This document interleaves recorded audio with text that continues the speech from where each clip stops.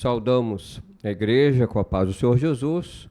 Nesse momento estaremos abrindo as nossas Bíblias, o Novo Testamento, livro de Atos dos Apóstolos, capítulo 9, a partir do versículo 1. Leremos do versículo 1 até o versículo de número 18, diz assim, a Escritura Sagrada: E Saulo, respirando ainda ameaças de mortes contra os discípulos do Senhor, dirigiu-se ao sumo sacerdote e pediu-lhe cartas para Damasco, para as sinagogas, a fim de que, se encontrasse alguns daquela seita, quer homens, quer mulheres, os conduzisse presos a Jerusalém. Indo no caminho, aconteceu que, chegando perto de Damasco, subitamente o cercou um resplendor de luz do céu. E caindo em terra, ouviu uma voz que lhe dizia: Saulo, Saulo, por que me persegues? E ele disse: Quem és, Senhor? E disse o Senhor: Eu sou Jesus, a quem tu persegues. Dura para ti recalcitrar contra os aguilhões. E ele, tremendo e atônito, disse: Senhor, que queres que te faça? E disse-lhe o Senhor: Levanta-te, entra na cidade, e lá te será dito o que te convém fazer. E os varões que iam com ele pararam espantados, ouvindo a voz, mas não vendo ninguém. E Saulo levantou-se da terra e, abrindo os olhos, não via ninguém. E, guiando-o pela mão, o conduziram a Damasco. E esteve 3 dias sem ver, e não comeu nem bebeu. E havia em Damasco um certo discípulo chamado Ananias, e disse-lhe o Senhor em visão: Ananias? Ele respondeu: Eis-me aqui, Senhor. E disse-lhe o Senhor: Levanta-te, vai à rua chamada direita, e pergunta em casa de Judas por um homem de Tarso chamado Saulo, pois eis que ele está orando. E numa visão ele viu que entrava um homem chamado Ananias e punha sobre ele a mão para que tornasse a ver. E respondeu Ananias: Senhor, há muitos ouvi acerca desse homem. Quantos males tem feito aos teus santos em Jerusalém? E aqui tem poder dos principais sacerdotes para prender a todos os que invocam o teu nome. Disse-lhe, porém, o Senhor: Vai, porque este é para mim um vaso escolhido, para levar o meu nome diante dos gentios e dos reis e dos filhos de Israel. E eu lhe mostrarei o quanto deve padecer pelo meu nome. E Ananias foi e entrou na casa, e impondo-lhe as mãos, disse: Irmão Saulo, o Senhor Jesus, que te apareceu no caminho por onde vinhas, me enviou, para que tornes a ver e sejas cheio do Espírito Santo. E logo lhe caíram dos olhos como que umas escamas, recuperou a vista e, levantando-se, foi batizado. Bendito seja o nome do Senhor. A igreja poderá se assentar. Amados irmãos, esse texto da palavra do Senhor, que registra a conversão de Paulo no caminho de Jerusalém para Damasco, é parte integrante do livro de Atos dos Apóstolos.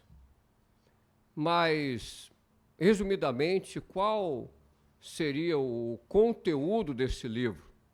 Atos dos Apóstolos, o 5º livro do Novo Testamento, o primeiro após os 4 evangelhos, é uma obra profética e também histórica.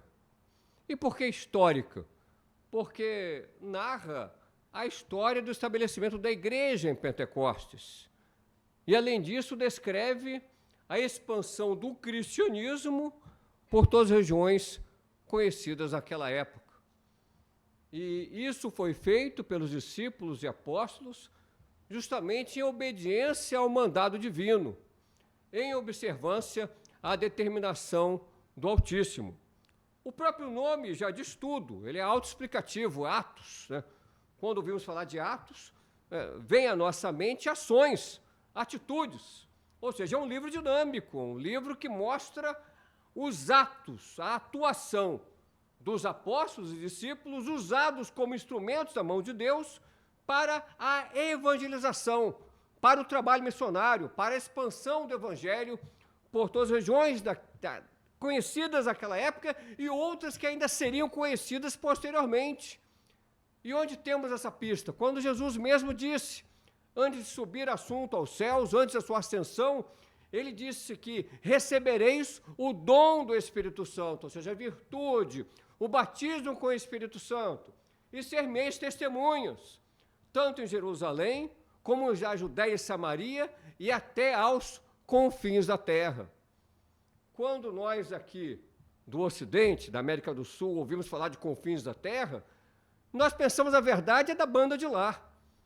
Só que como essa profecia foi dada em Jerusalém, na verdade, os confins da terra somos nós.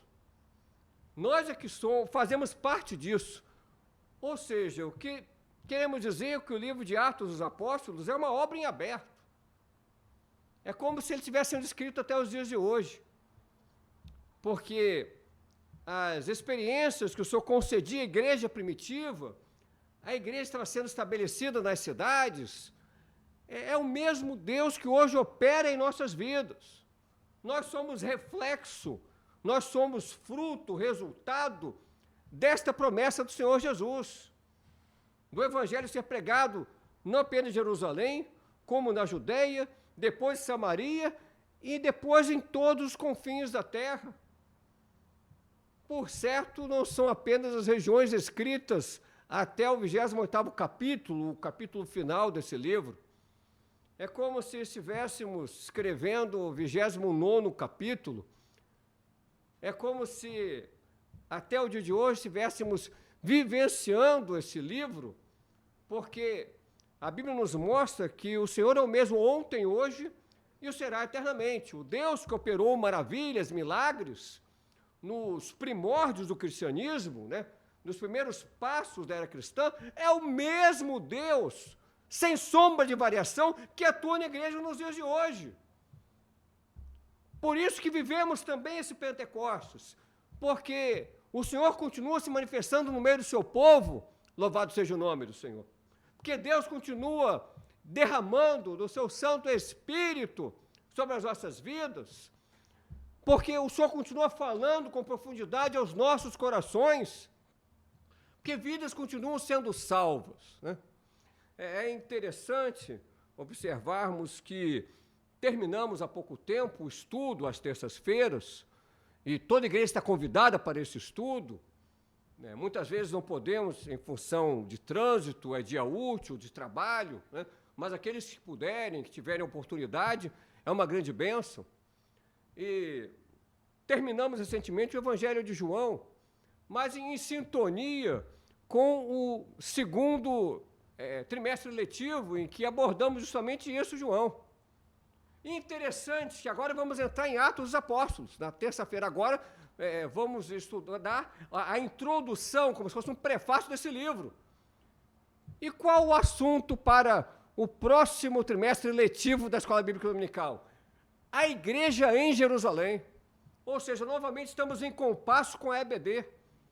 E é fundamental estudarmos a palavra. Jesus disse, examinar as Escrituras, porque vós cuidares ter nelas a vida eterna, e são elas que de mim testificam. Jesus não disse apenas ler a Escritura. O Senhor não deseja que estejamos na superfície. O Senhor deseja que venhamos a nos aprofundar. Como na visão das torrentes de águas purificadoras, o profeta não ficou apenas com águas nos pés, não. A Bíblia nos mostra que ele foi medindo os côvados e, na proporção das medidas que eram feitas, ele se aprofundava, até um ponto que ele não tinha como andar dentro das águas, porque as águas ultrapassavam a sua altura, ele era levado a nado, mostrando que o justo ele viverá pela fé. Assim deve ser o nosso viver na presença do Altíssimo, assim deve ser a nossa vida cristã, né? Devemos nos aprofundar na palavra do Senhor. Por isso que Jesus utilizou não a palavra apenas ler a Escritura, mas examinai, né? Quando um advogado, um juiz examina um contrato, ele vai ver o contrato em todas as suas minúcias, em todos os seus detalhes. Não é aquela visão panorâmica, superficial. quando o médico examina um doente, ele vai ver os sintomas, vai ver a saúde, vai examinar como que o corpo daquele paciente está reagindo para identificar ou diagnosticar alguma patologia, alguma enfermidade. Assim também o Senhor deseja que examinemos a palavra, não apenas ler, mas examinar. Ou seja, é ler, mas ler de modo acurado, né? Ler detalhadamente, ler para se aprofundar, porque a palavra de Deus, a Bíblia, é um manancial inesgotável de bênçãos. E é fundamental que a igreja do Senhor, a exemplo da igreja primitiva, possa verdadeiramente se debruçar sobre a palavra, né, para receber grandes bênçãos vindas das Escrituras Sagradas, porque elas testificam do Senhor e porque nelas nós temos a vida eterna. E como acabamos de registrar, de mencionar, o Senhor Deus operou muitas maravilhas no passado, e grande parte dessas maravilhas também descritas no livro de Atos.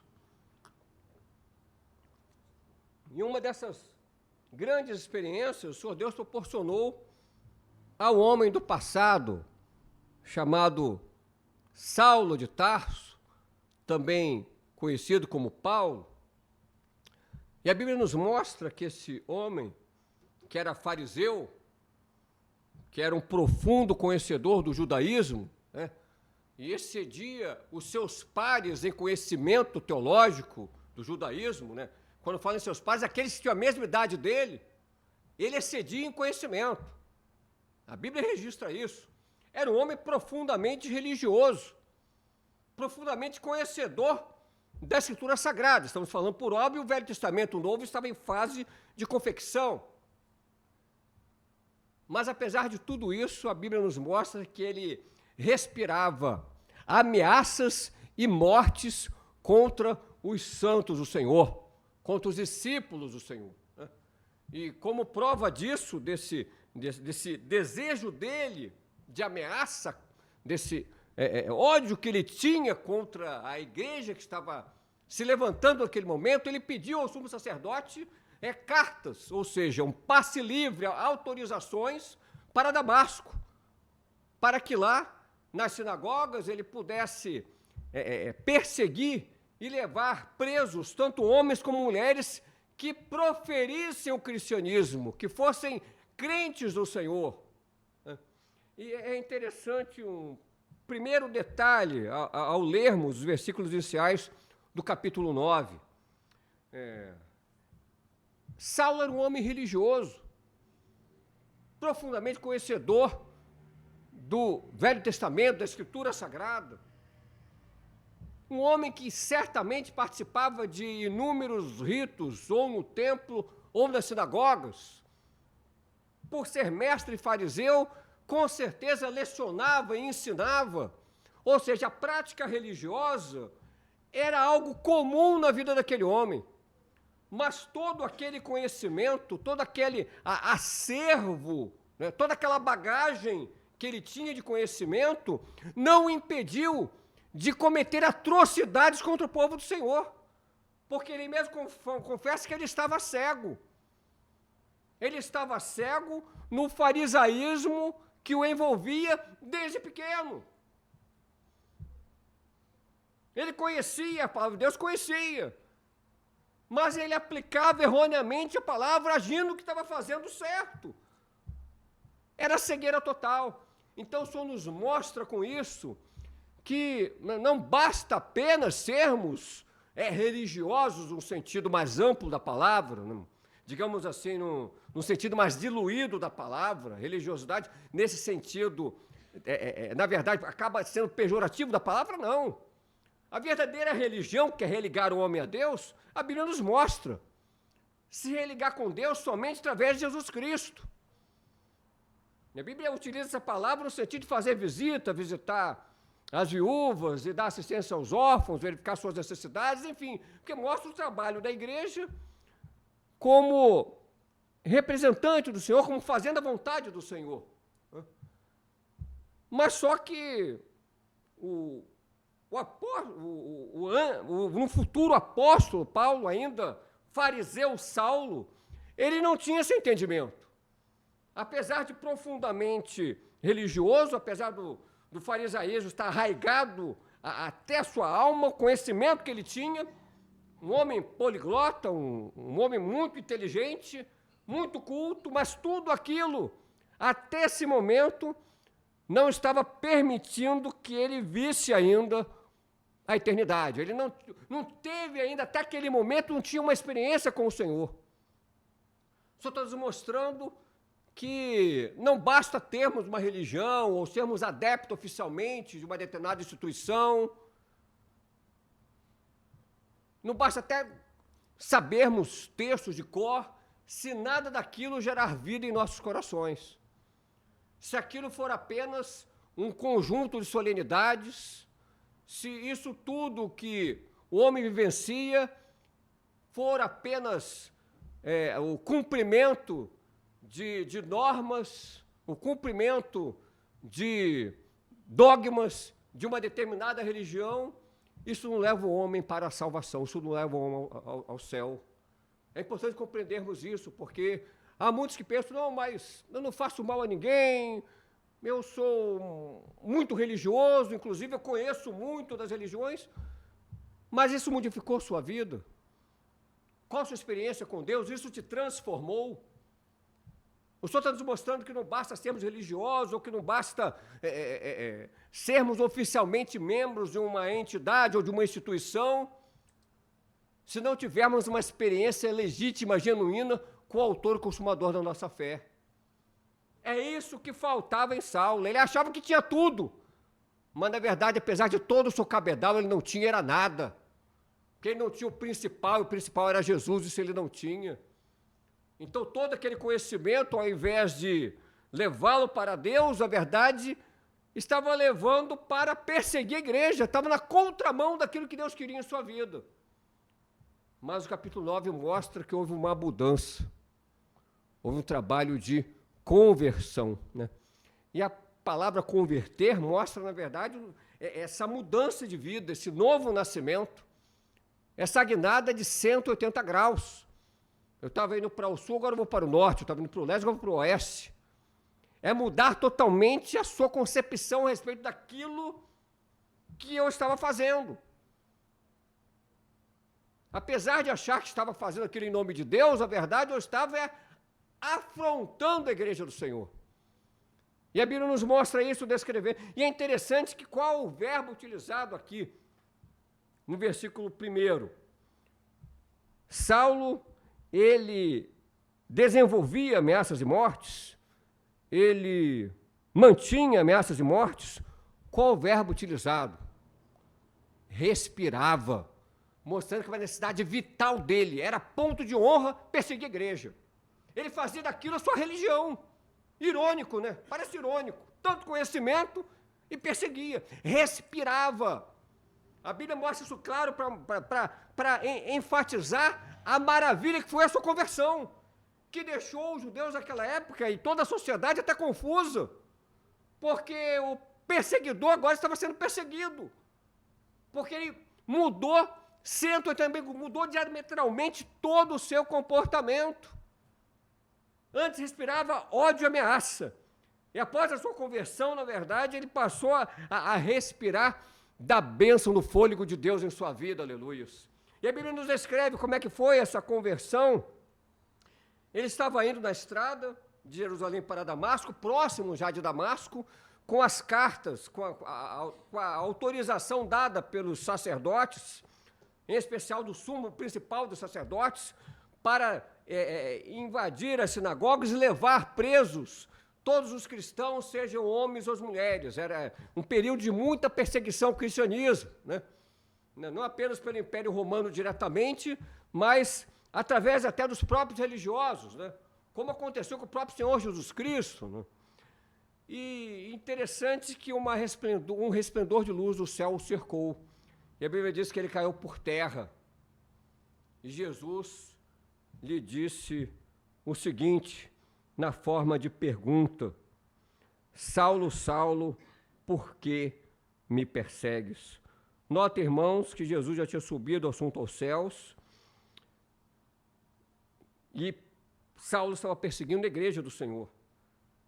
Mas a igreja é corpo de Cristo. E Cristo, ele toma para si a afronta que é feita contra a igreja. É interessante isso, que muitas vezes nós passamos por tribulações, por dificuldades, no trabalho, no dia a dia, enfim, são situações que nos afrontam, mas na verdade quem está à nossa frente e quem compra as nossas brigas, quem assume as nossas brigas é o Senhor. É o Senhor. Saulo perseguia a igreja. Jesus disse: Saulo, por que me persegues? Ele tomou para si afronta contra o seu povo.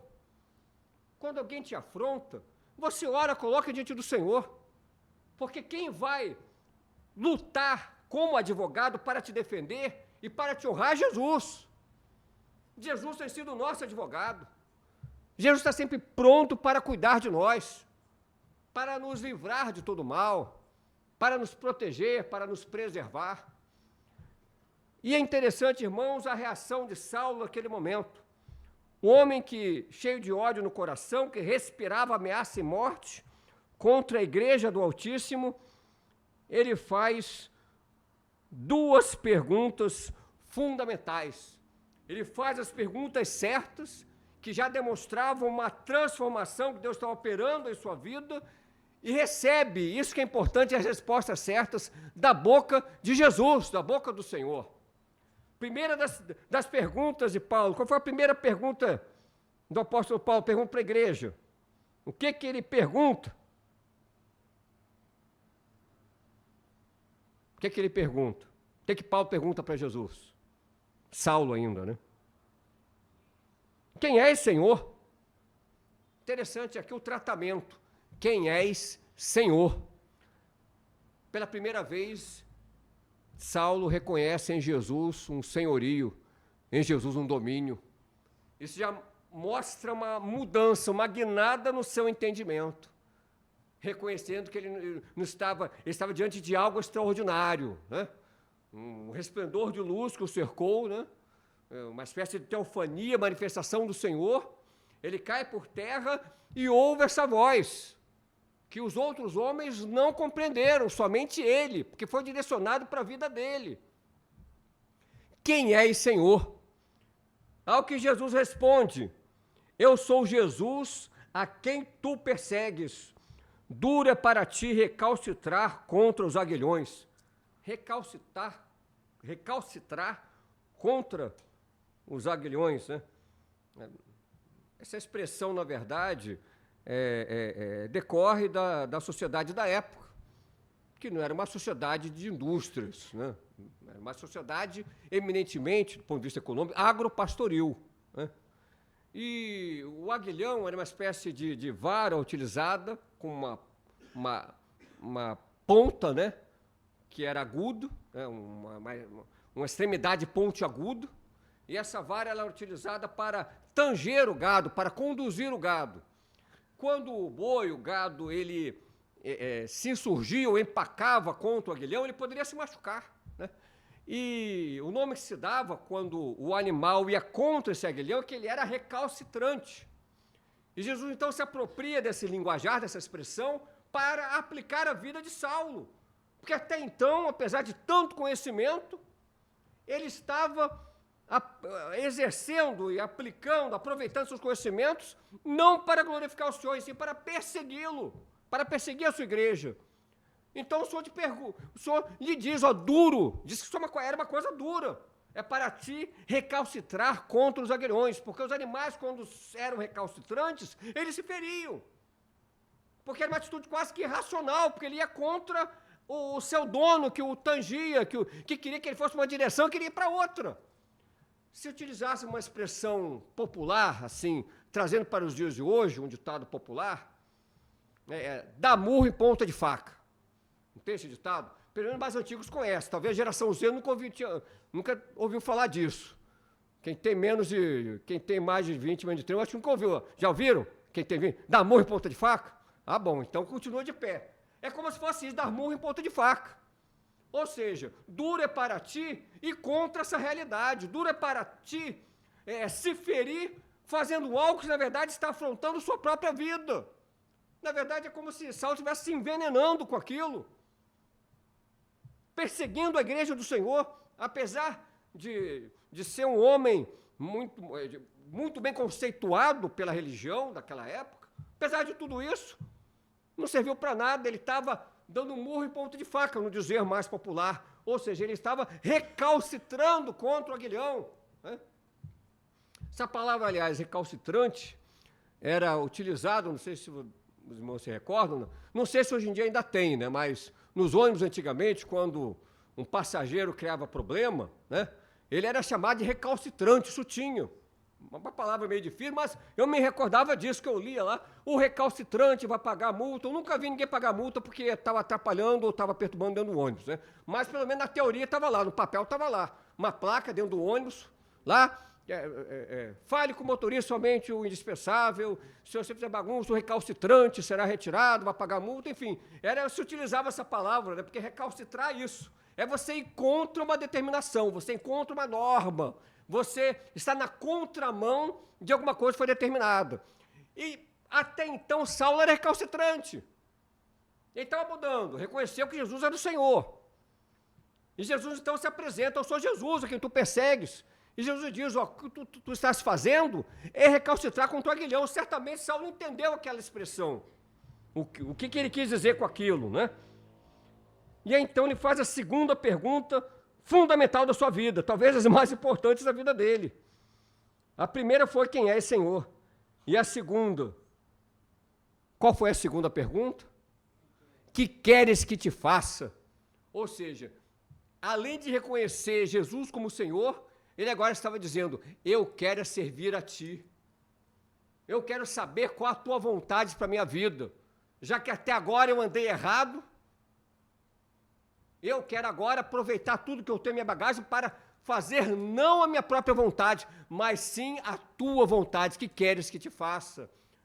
Ao que Jesus então responde para ele, ele diz que ele deveria ir entrar na cidade, e lá seria dito o que convinha que se fizesse. Como ele estava cego, como ele não via ninguém, ele foi conduzido pelos homens que estavam com ele, até que ele pudesse chegar em Damasco. É interessante, irmãos, que essas mesmas perguntas de Saulo, feitas para o Senhor Jesus há mais de 2 milênios atrás, continuam sendo atualíssimas e foram fundamentais na nossa conversão. Talvez não tenhamos dito literalmente essas mesmas expressões: quem és, Senhor, ou queres que faça? Mas certamente nós vivenciamos isso na nossa vida quando tivemos um encontro com o Senhor Jesus, reconhecendo primeiramente que Jesus era o nosso Senhor.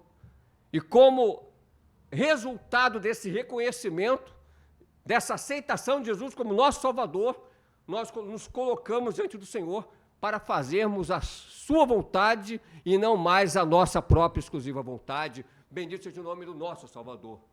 Então essa experiência que o Senhor proporcionou a Saulo, ela se aplica até os dias de hoje na tua vida, meu irmão, minha irmã. Um dia passamos por isso, talvez não caímos por terra como Saulo, talvez não tenha nos cercado um resplendor de luz, não literalmente, mas certamente, simbolicamente, nós contemplamos a luz de Jesus em nossas vidas. E o Senhor nos mostrando o que devíamos fazer. E o Senhor nos tirando as escamas dos olhos e nos mostrando que estávamos errados no caminho do mundo, servindo a nós mesmos. E Deus nos tirou desse mundo e fundamentou nossos pés na rocha inabalável e registrou nosso nome no livro da vida e nos deu essa tão maravilhosa salvação, nós sendo pecadores. Saulo reconhece isso, dizendo que eu era um principal de todos os pecadores, mas o Senhor me salvou e me constituiu apóstolo. E eles consideravam um dos principais porque ele perseguia a igreja. Ele não era apenas omisso, mas ele ia contra a igreja, mas o Senhor se apiedou da sua vida, porque a Bíblia diz que a misericórdia do Senhor ela é eterna, ela dura eternamente. É a misericórdia de Deus, o amor do Altíssimo, a causa de não sermos consumidos. Bendito seja o nome do Senhor.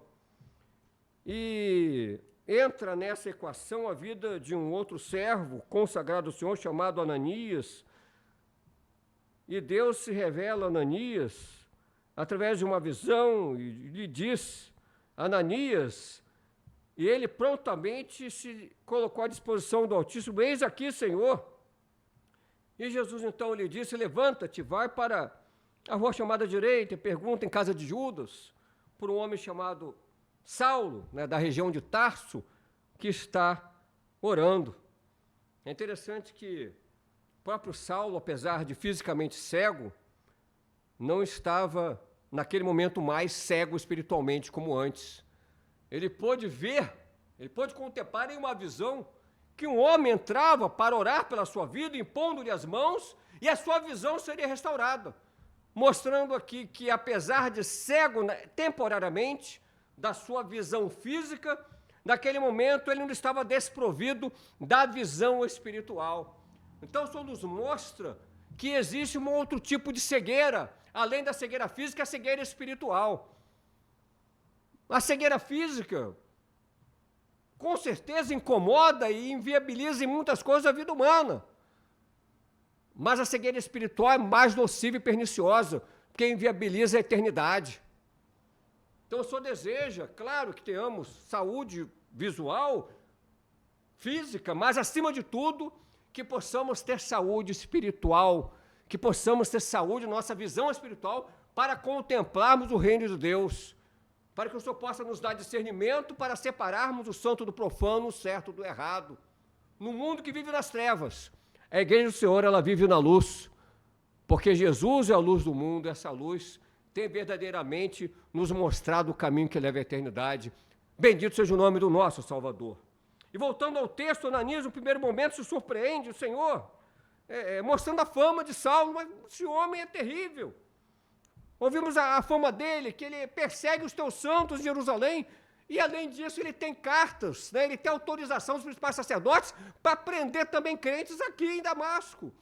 E aí o Senhor responde algo para Ananias que é fundamental, que mostra qual seria o destino da vida de Saulo naquele momento em diante. Não vai, porque ele é um vaso escolhido para pregar o meu evangelho, para testemunhar de mim perante os reis, perante os gentios, os não-judeus e perante os filhos de Israel. E eu mostrarei quanto ele deve padecer pelo meu nome. Bendito seja o nome do Senhor. E Ananias então obedeceu à voz do Altíssimo e entrou em casa, na casa de Judas, na rua chamada direita, e impôs as mãos sobre Saulo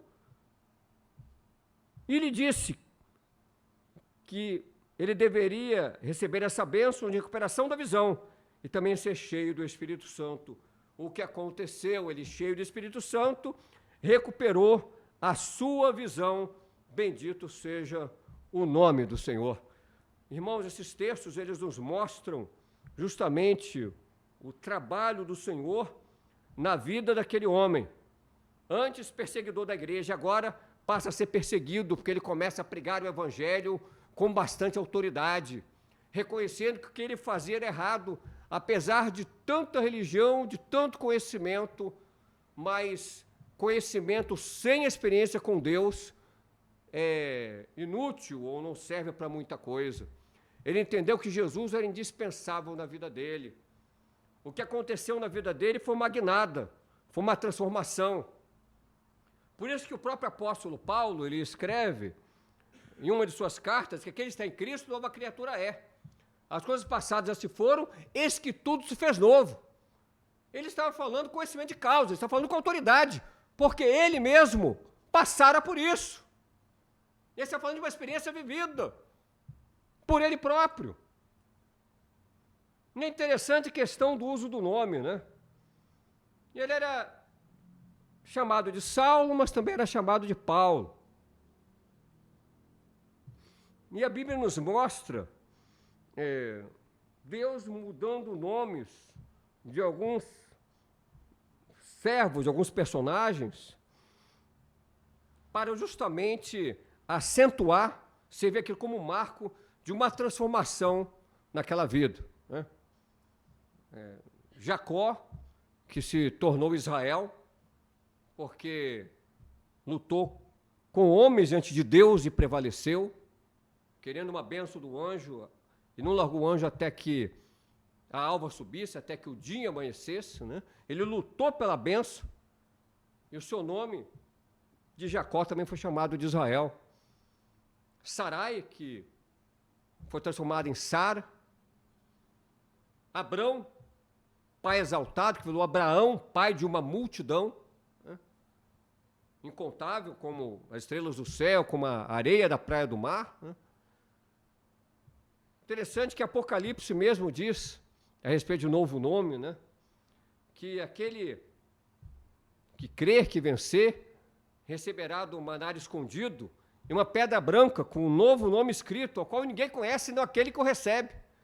Isso mostrando justamente, na mudança do nome, que aquele que está em Cristo, ele tem a sua identidade alterada. Porque antigamente nos identificávamos com o mundo e com os valores do presente século, que são valores efêmeros, que um dia vão terminar. Agora não, agora nos identificamos com o Senhor. E a mudança de nome na palavra mostra justamente isso, uma alteração da identificação, um marco que mostra uma transformação magnada na vida daquelas pessoas que tiveram seus nomes alterados. No caso de Paulo, não foi necessariamente uma mudança de nome, tipo assim, tu és Saulo, vai virar Paulo, não foi nesse sentido, mas foi parecido. Explicaremos aqui. Saulo, ele tinha dupla nacionalidade, de nascimento. Ele era hebreu de nascimento, né, da tribo de Benjamim, né, a mesma, tanto é que o nome dele Saulo é Saul, mesma tribo de Saul, inclusive, o Saul, o primeiro rei de Israel. E ele também era romano de nascimento, ele não adquiriu a cidadania depois, não. Um dia um centurião falou com Paulo, eu sou romano, mas eu tive que gastar um bom dinheiro para virar romano. Aí Paulo diz, não, mas eu sou romano de nascimento. Ele não adquiriu posteriormente a nacionalidade romana, não. Ele era de nascimento romano e judeu, a dupla nacionalidade. E era comum, nesses casos e em outros, tendo em vista as nações dominantes daquela época, você ter uma dupla grafia do seu nome. Ter o nome latino e o nome judeu. E o nome judeu desse servo era Saulo. E o nome latino era Paulo. A palavra Saulo, ou Saul, quer dizer desejado, adquirido, né? A palavra Paulo, do latim, tem um significado totalmente diferente. Só trocou uma letra S por P, não. Totalmente diferente. Significa pequeno ou humilde. Tanto é que tem essa expressão paulatinamente. Quer dizer, feito em pausa, feito em slow motion, feito em câmera lenta, né? Paulatinamente. Então, a palavra Paulo quer dizer pequeno ou humilde. E no início, né, Lucas, né, o escritor de Atos, fez o segundo tratado, né, porque o primeiro tratado foi o Evangelho que leva seu nome, e o segundo livro, Atos, por inspiração do Senhor, sempre por inspiração do Senhor, né, ele utilizava no início o nome hebraico daquele varão, Saulo. Mas há um divisor de águas, a partir do capítulo 13, quando da reunião do colégio apostólico, dos pastores, dos apóstolos, em Antioquia, eles buscam do Senhor uma revelação. O que faremos em relação às viagens missionárias? E depois de jejum, depois de oração, depois de buscar o Senhor revela. Apartai-me para mim a Saulo e Barnabé para a obra para os quais eu os tenho chamado. Eles buscaram o Senhor e Deus se manifestou através de um dom espiritual e disse, em profecia, quem seria escolhido. E naquele mesmo capítulo 13 de Atos está dizendo, Saulo, que também se chama Paulo. E a partir daquele momento em diante, Lucas muda o nome. Ao invés de chamar de Saulo, é sempre Paulo, Paulo, Paulo. É assim que ele se identifica na metade do Novo Testamento, das 3 epístolas, comprovavelmente por ele escritas. Ele se identifica como Paulo. Não houve propriamente uma mudança de nome abrupta. É Saulo, mas vou transformar em Paulo, não. Mas nós percebemos que, a partir de determinado momento, o nome dele, hebraico, Saulo, ele foi substituído pelo nome latino Paulo.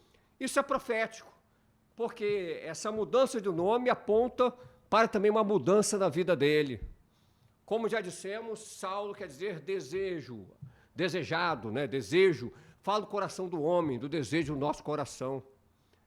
E a palavra Paulo quer dizer humilde, porque demonstrou naquele momento humildade, ao reconhecer em Jesus um domínio, um senhorio, e ao se dispor a fazer a vontade do Senhor. E Deus então o usou, como a Bíblia mesmo diz, como um instrumento para evangelizar os reis, os gentios e também os judeus. Ele deixou de ser Saulo, ele abriu mão dos seus próprios desejos, do seu próprio entendimento, para fazer agora, humildemente, a vontade daquele que o livrou das trevas para a sua maravilhosa luz.